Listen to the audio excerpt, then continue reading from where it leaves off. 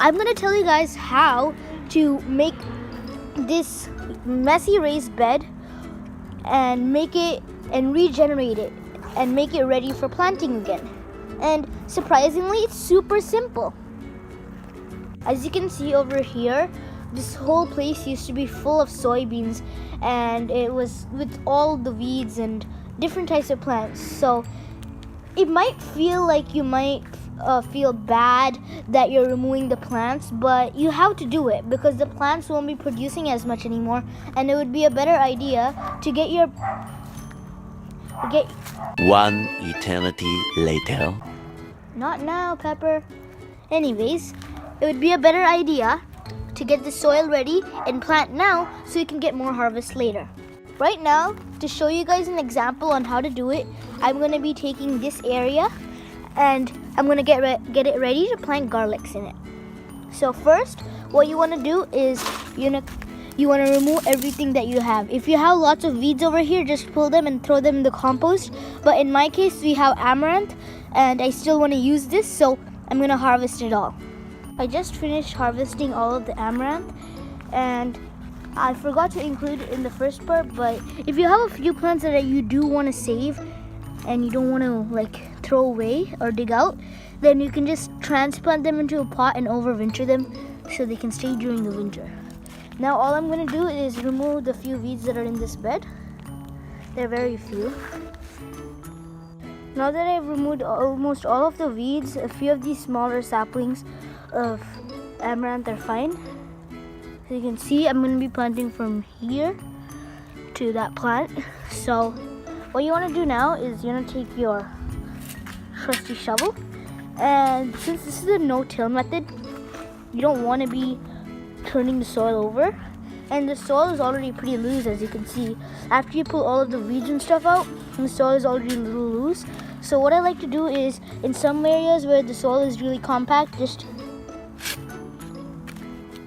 don't flip it over, just do it like that and just get it a little bit loose. So the roots, especially if you want to grow root veggies like the garlics that I'm planting here, make sure to loosen the soil at least a little. See, I'm just putting a few cracks in the soil, not flipping the soil and destroying the whole microorganism and mycorrhizae biology. So you can just poke it in. Now you have two choices. One, you can add more organic material, and two, you can add compost. And what I like to do is do both. Add organic material or add fertilizer.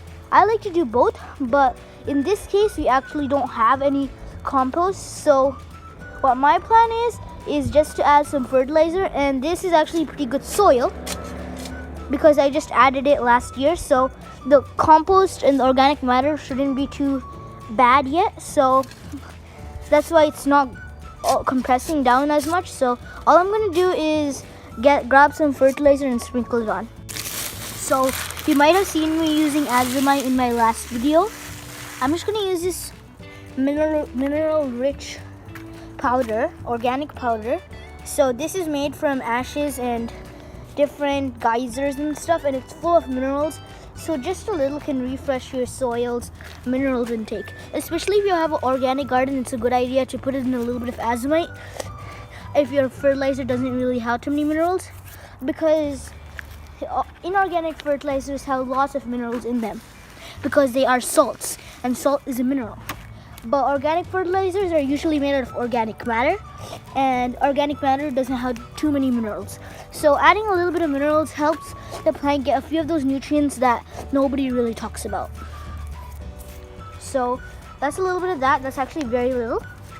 And then I'm going to put a little bit of conventional, normal organic fertilizer that's made of blood, bone meal, and the normal stuff. Right here, I just have some organic all-purpose fertilizer. I really want to use Trifecta Plus. I really want to. If you guys can, I really would advise you to use Trifecta Plus, but I can't really get it now because of COVID-19. So it's in migardener.com, so go check that website out. Most of the seeds that I buy are from his website. I'm just going to take a rake and rake it all in.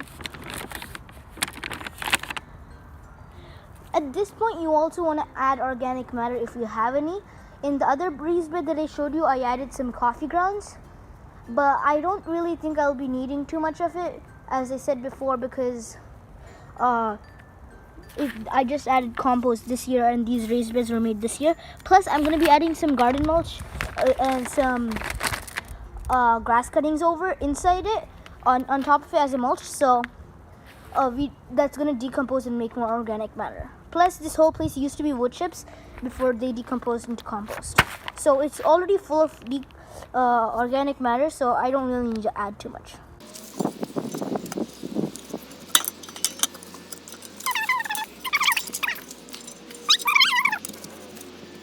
So I'm just going to water it in. This is already moist soil, so it doesn't really need too much water. The water just helps the fertilizer that I added to seep in the soil.